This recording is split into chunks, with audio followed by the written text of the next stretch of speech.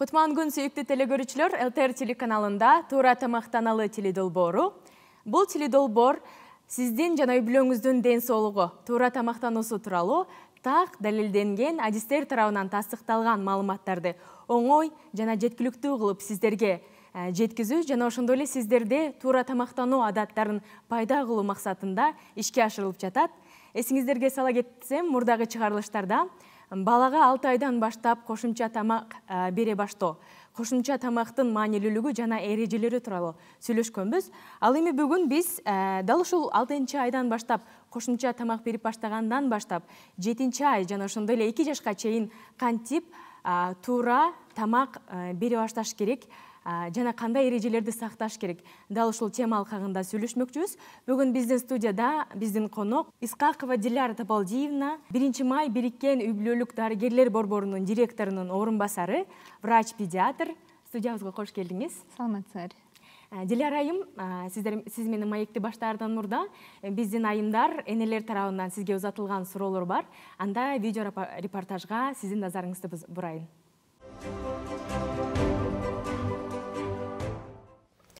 Менин баламдын салмагы көрсөткүч боюнча 2-3 шкаланын ортосунда экен. Бул кандай мааниге ээ болуп калат? Боюн, салмагын канча жол өлчөтүп туруш керек бала туура өсүш үчүн. Сүйүктүү телегөрүүчүлөр, бүгүнкү чыгарылышыбызда балага 7 айдан баштап 2 жашка чейин кантип туура тамак беребиз. Дал ушул тема алкагында кеп козгоп жатабыз. Ал эми бүгүнкү биздин студиябыздын коногу Диляра Табалдиевна. Видео репортажда көргөндөй эле биздин айымдардын, энелердин сизге суроолору бар. Дал ушул суроолорду биз мурдагы чыгарылышта сүйлөшкөн эле баланын өсүү графигине таянып турат. Анда да кайрадан эле кайталап, анда суроолорго сизден жооп алайлы. Биринчи эле эненин суроосу: менин баламдын салмагы 2 жана 3 көрсөткүчтөрүнүн ортосунда турат. Бул эмне деген мааниге келет дейт? Бул графиканы караганда ылдый жагы баланын бою. Ал эми капталында турган сандар баланын салмагы. Эгер баланын салмагы ушул графика боюнча 2 менен 3-түн ортосунда турса, демек баланын салмагы ашык дегенди билгизет. Бул баланын жашына жараша да болушу мүмкүн.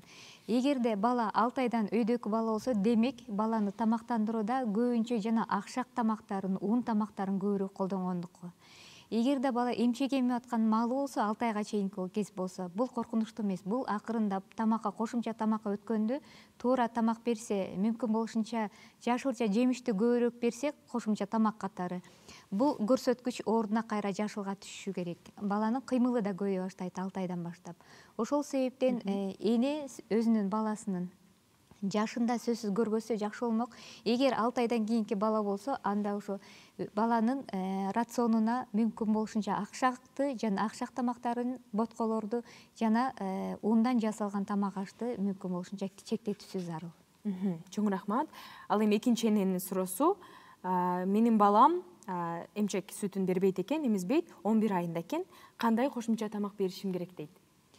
Эгерде эмчек эмизбеген бала болсо, балага жана кошумча кургак сүт, мүмкүн болушунча кургак сүттү сөзсүз түрдө 1 же 2 жолу берип, ал эми кошумча тамакты 11 айлык балага 5 жолудан кем эмес кошумча тамак бериши зарыл.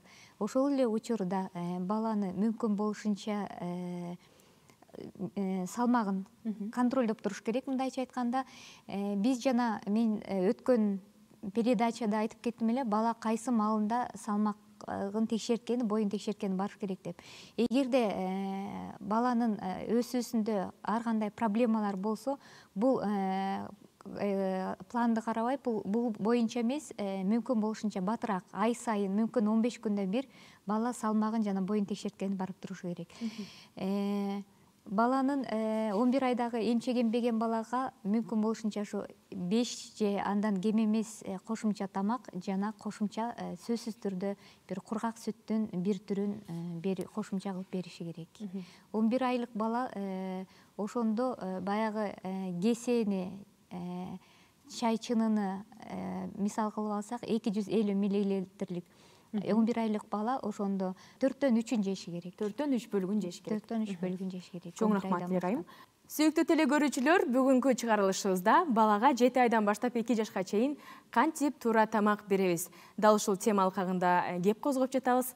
Ал эми бүгүнкү биздин студиябыздын коногу Диляр Табалдиевна. Дал ушул суроолорду биз мурдагы чыгарылышта сүйлөшкөн эле баланын өсүү графигине таянып турат. Анда да кайрадан эле кайталап, анда суроолорго сизден жооп алайлы. Ал эми кезектеги суроо, баламдын салмагы -2 жана -3 көрсөткүчтөрүндө дейт. Эмне кылыш керек дейт. Демек, бала аябай коркунучтуу, салмагы жетпеген, коркунучта турат. Баланы сөзсүз түрдө текшертүү керек. Дарыгерге алып баруусу сөзсүз. Дарыгерге алып барып текшертүүдөн өткөндөн кийин баланын себедеген башка жагында патология жокпу, башка оорулары жокпу текшеришибиз зарыл. Мүмкүн баланын билинбеген ич өткөгү бар. Мүмкүн баланын ичегилеринде ар кандай ферментативдик жетишсиздиктери бар. Эгерде аны четке кагып баланын ден соолугу жакшы болсо, анда балага кошумча тамак берүүнү тезирээк баштап, мүмкүн болушунча дарыгердин көзөмөлүндө туруш керек. Бул бала 15 күн сайын салмагын текшертип, баланы дарыгердин көзөмөлүндө тамактандырып, жанагы кошумча тамактардан сырткары дагы мүмкүн дарыгердин көрсөтмөсү менен башка дары дармектерди да бериши мүмкүн. Түшүнүктүү, чоң рахмат. Акыркы суроо, баламды төрөгөндөн кийин бир эле жолу салмагын текшерүүгө алып барыптыр. Канча жолу алып барып туруш керек дейт? Бул баланын дарыгерге баланын салмагын текшертиш үчүн төрөлгөндө дарыгерге баргандан сырткары бала 2 айында, 3,5 айында, 5 айында, 6 айында, анан 9 айында, 1 жашында, 2 жашында, 3кө толгондо, 4 жашка толгондо, 5 жашка толгондо. Эгер бала бакчага бара баштаган бала болсо, ошо бала бакчадан текшерилип калат. Ошо бала бакчага барганга чейин бала жылда өзүнүн төрөлгөн күнүндө дарыгерге барып салмагын текшертиши керек. Ал эми 1 жашка чейинки бала болсо, жанагындай эгерде ден соолугу жакшы бала болсо, мен айткандай 2, 3,5 ай, 5 айында, 6 айында, 9 айында, 1 жашында. Эгерде кандайдыр мүмкүнчүлүктөр болуп, баланын ден соолугу жакшы болбой, же болбосо салмагы ашып кетсе, же салмагы кем болсо, анда бул учурда бала дарыгердин көрсөтмөсү менен бат-баттан салмагын текшерткени барып турат. Чоң рахмат, Диляр Табалдиевна. Бүгүн дагы жана ошондой эле мурдагы чыгарылышта баланын 6 айдан баштап кошумча тамактануусу, ошондой эле баланын өсүү графиги боюнча кенен сүйлөштүк. Бүгүн кайталап кайрадан дагы кеңештериңизди жана суроолорго жоопторуңузду узаттыңыз. Ал эми бүгүнкү күндүн, бүгүнкү көрсөтүүбүздүн темасына кайрылып келсек, баланын кошумча тамак киргизилгенден кийин 7 айдан баштап 2 жашка чейин тамактануусунда эмнелерге көңүл буруш керек? Жана ошондой эле 6 эң маанилүү эреже. Дал ушул эрежелерге кошумча тамактануудан кийинки туура тамактануусуна кенен токтолуп өтсөңүз. Биринчи эреже бул баланын жашы. 6 айдан 8 айга чейин, 9 айдан 11 айга чейин жана 12 айдан баштап бала 2 жашка чейинки жашка бөлүп койгон. Ошого жараша баланын тамагы кандай тамак бериш керек, кандай көлөмдө бериш керек, ушу жаштык чектөөлөр ошондон улам киргизилген. Бул биринчи эрежеси. Экинчи эрежеси бул тамактануунун саны. Бул 6 айдан 8 айга чейинки убакытта балага 2 жолу кошумча тамак бериш керек. Андан сырткары 1 же 2 жолу шам-шум, мындай перекус деп коебуз, мындайча айтканда жеңил тамактануусу. Мүмкүн банан болобу, алма болобу, быштак болобу, ортодон бир кошумча тамак берсе болот. Ал эми 9 айдан 11 айга чейинки балага 2 же 3 жолу тамактануу кошумча. Бир күндүн ичинде 3 жолу тамактануу. Ал эми 1 жаштан ошондо 12 ай болуп калат. 12 айдан 24 айга чейинки балага 5 жолуга чейин кошумча тамактануу киргизиш керек. Баланын жашына жараша, баланын өсүп жетилишине жараша акырындап кошумча тамактын санын көбөйтөбүз. Ошол эле учурда 3-эреже эреже бул көлөмү. Жанагы жашына жараша, бөлгөнгө жараша бала канча чоңойгон сайын ошончо көбүрөөк көлөмдө тамак жеши керек. 6 айдан 8 айга чейинки бала ошо чай чыныны мисал кылып алсак, 250 мл чай чынынын жарымын 6 айдан 8 айга чейинки бала жеши керек. Ал эми 9 айдан 11 айга чейинки бала чай чынынын 3-төн 2-син жеши керек. Ал эми 12 айдан баштап баланын өсүшүнө жараша баягы чайчынын 4/3 жеши керек. Ошондой болжол менен, бирок ошол эле учурда баланын табитине жараша баягы күчкө салып, күч менен жедиргенге болбойт баланы. Андан кийинки эрежебиз 4-үнчү түрлөп тамак берүү. Балага такай эле бир ботконун түрүн бере берген же бир акшактын түрүн бере бергенге такыр болбойт. Балага табити жакшы болуш үчүн, табити тартыш үчүн мүмкүн болушунча балага күндө түрлөп тамак бериш керек. Жашылча жемиштерден, ошол эле кургатылган жер жемиштерди кошуш керек, эт кошуп беришибиз керек, балык болобу, тоок болобу, баланын мүмкүн болушунча тамагын түрлөп бергенге аракет кылышыбыз керек. Бул баланын биринчиден табитине жакшы, табитин ачканга, экинчиден баланын организминин өсүп жетилишине жакшы. Андан кийинки эрежебиз коюлугу.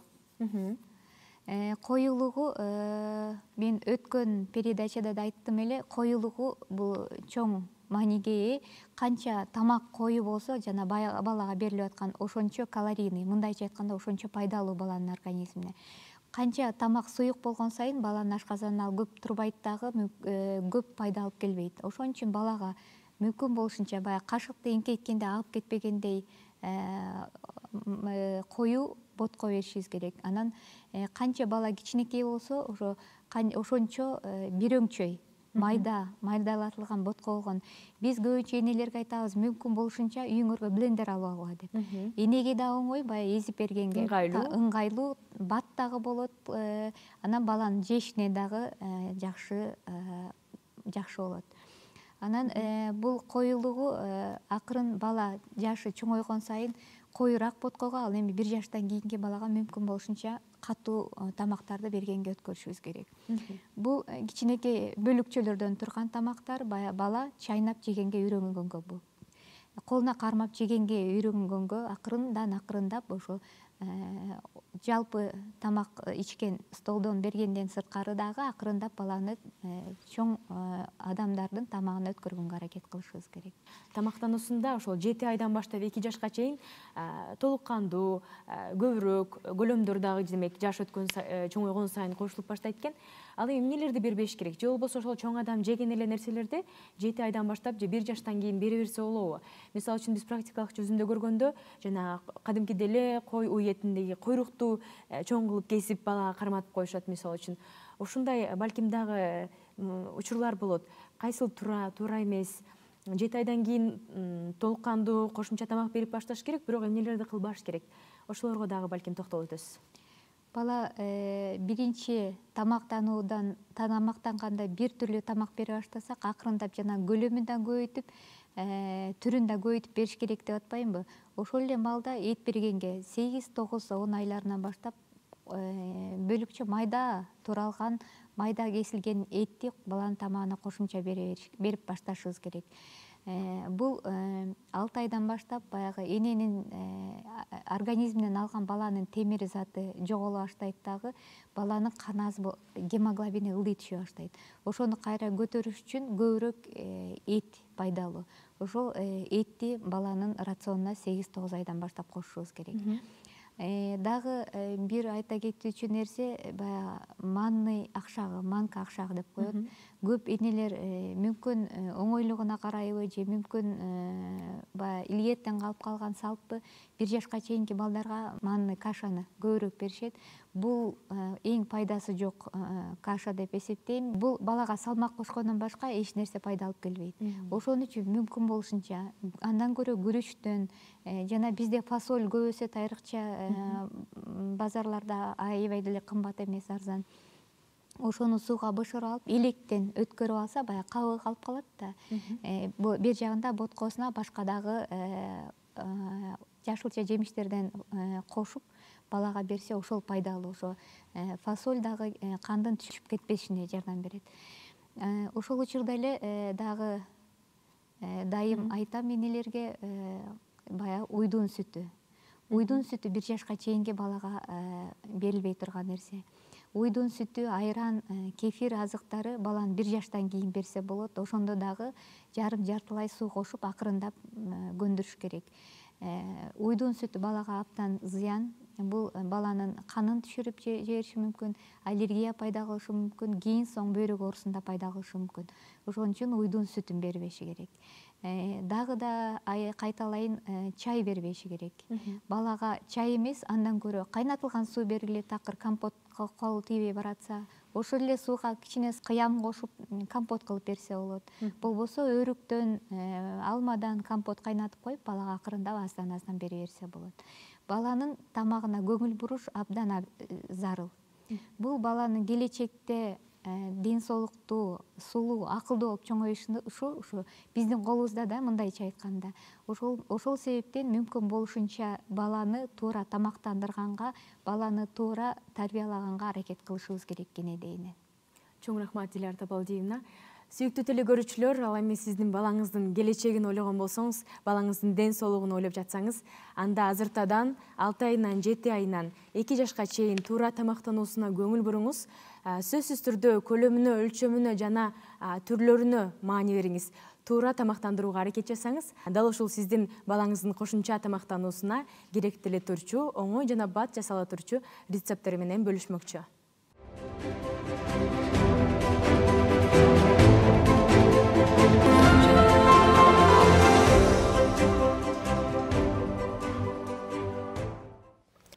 Саламатсыңар, урматтуу көрөрмандар.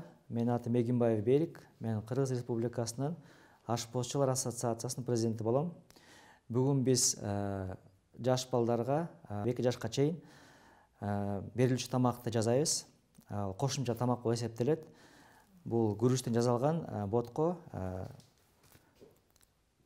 ашкабак менен кошулат.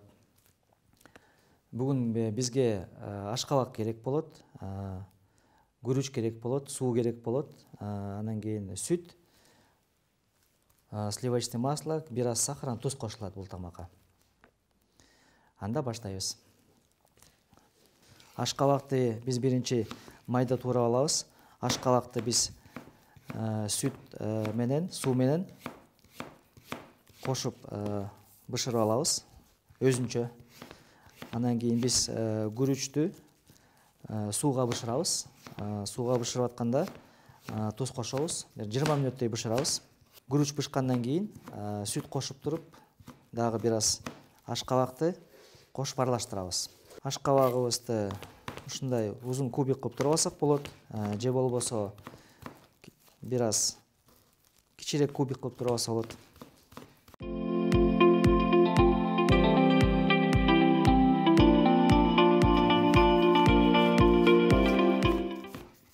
Ашкабагыбыз дайын. Буну сүт менен, суу менен аралаштырып бышырабыз. Анда эмесе биз ашкабагыбызды туурап алдык. Эми даярлаган ашкабакты ашканага барып дайындайбыз. Биз күрүчтү биринчиден бышырып алабыз. Бизге биринчи деген суу колдонобуз, 200 граммдай. Суу бир аз жылыгандан кийин бияка алдын ала жуулуп алган күрүчтү кошобуз. Күрүчтү кошкондон кийин буну 15-20 мүнөт бышырабыз. Күрүч жакшы бышыш керек. Бир аз туздан кошобуз. Биздин күрүчүбүз бышкыча биз ашкабакты ошондой эле өзүнчө бышырабыз. Буга биз деген 50% суу колдонобуз, 50% сүт колдонобуз. Ашкабакты биз ошуга өзүнчө бышырып алабыз. Бияка да бир аз туз салып койсо болот. Даамын татып, бир аз кум шекер кошуп койсок болот. Ашкабакты дагы 20 мүнөттөй бышырабыз. Анда эмесе биздин күрүчүбүз эзилип жакшы бышты, ашкабагыбыз дагы жакшы эзилип бышты. Эми биз ашкабакты күрүчкө кошобуз. Ашкабакты биз сүткө бышырып алдык, ошону унутпайбыз. Эң негизги биздин кыймылыбыз ошо ашкабак өзүнчө бышыш керек сүт менен. Анда эмесе бунун баарын биз майдараак кылып эзип алабыз. Эгерде блендер болсо, блендер менен эзсеңер болот, блендер жок болсо ушундай атайын эзгич менен эзип алсаңыз болот.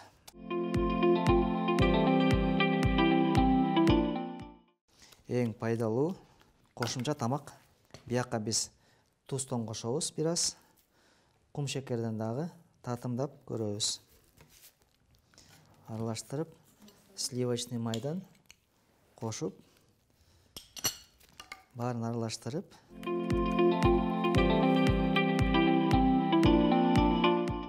мына биздин боткобуз дайын болду. Бул боткобуз 12 айдан 2 жашка чейин даярдалган тамак. Биздин экинчи тамактын, кошумча тамактын рецепт бул тефтели болот.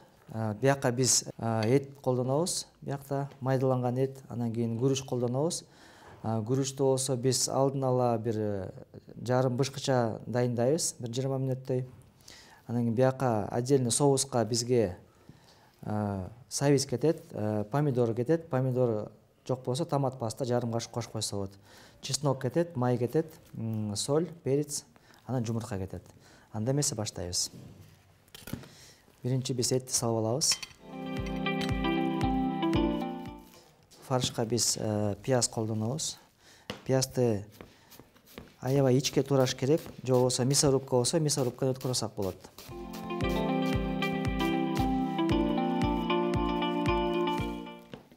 Бул пияздын жартысын биз соуска колдонобуз.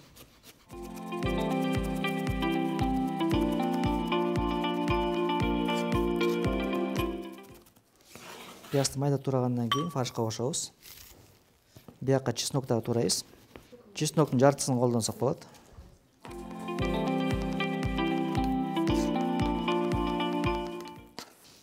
Мындай эзип алсаңар деле болот. Ушуну батыраак туралат. Чесноктун дагы даамы жакшы чыгат.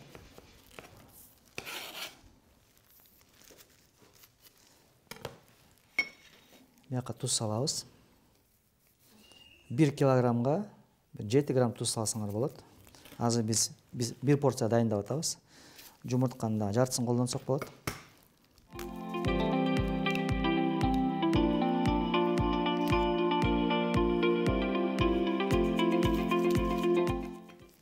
Bunun баарын биз аралаштырып алабыз. Баарын кошкондон кийин аралаштырабыз.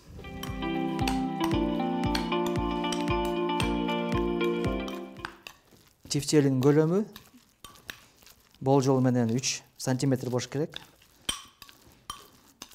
Бир аз жер жаңгактан бир аз чоңураак да. Ушундай кашык алып туруп тоголоктойбуз.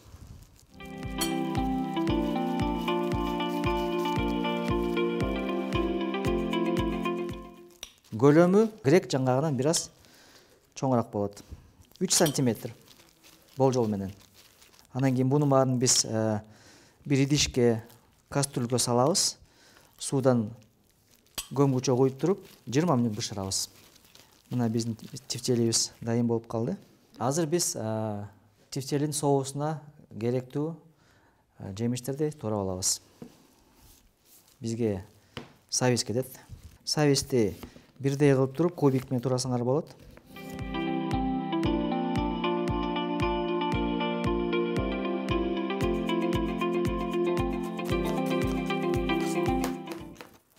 Андан кийин пиязды дагы турайбыз.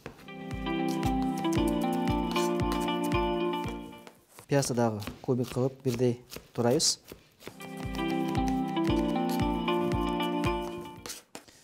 Помидор дагы кетет. Помидорду да кубик кылып турап алабыз.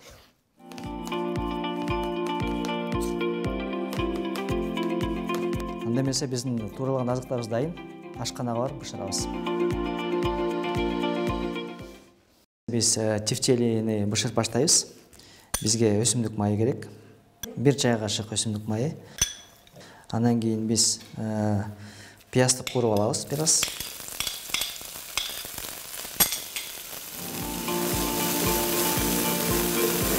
Бир аз пиязды кууруп алгандан кийин сабизди кошобуз. Сабизди да ошондой эле бисира кууруп алабыз. Бияка туз, кара мурч, чеснок, Помидор салабыз. Помидор жоқ болса, томатный паста 1 қашық қошсақ болады.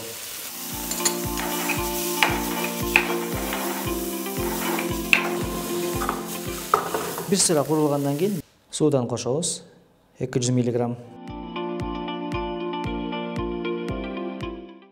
Biraz қайнап баштағаннан кейін эле биз тефтелиди салабыз. Тефтели салгандан кейін крышканы жаап, отту бастатабыз. Бастаткандан кейін 15-20 минут бышырабыз. Мына эмесе биздин суубуз кайнады. Суубуз кайнагандан кейін биз тефтелиди салабыз. Тефтелиди салабыз. Сиз соус кызыл болуш үчүн помидор көбүрөөк кошсоңор болот, же болбосо томат пастаны кошосуңар. Мына эмесе биздин тефтелибиз 15-20 минутта бышат. Биздин 12 айдан 2 жашка чейин жаш балдарга жасаган тамагыбыз дайын. Мына тефтелибиз дайын болду. Уже соус да дайын болот.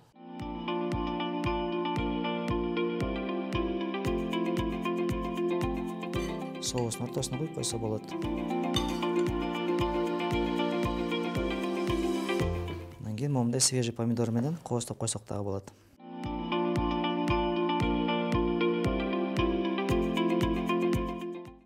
Бул тамак менен өзүңүз деле тамактансаңыз болот. Атайын биз көбүрөөк кылып жасадык. Бул балага дагы, энеге да аябай пайдалуу тамак болуп эсептелет. Бүгүн биз сиздерге атайын 12 айдан 2 жашка чейин кошумча тамактын бир түрлөрүн жасадык. Бул жерде күрүч боткосу, ашкабак менен кошулган сүт менен, бул жерде эт кошулган тефтели, күрүч менен жасалган тамак. Тамагыңыздар даамдуу болсун, туура тамактаналык.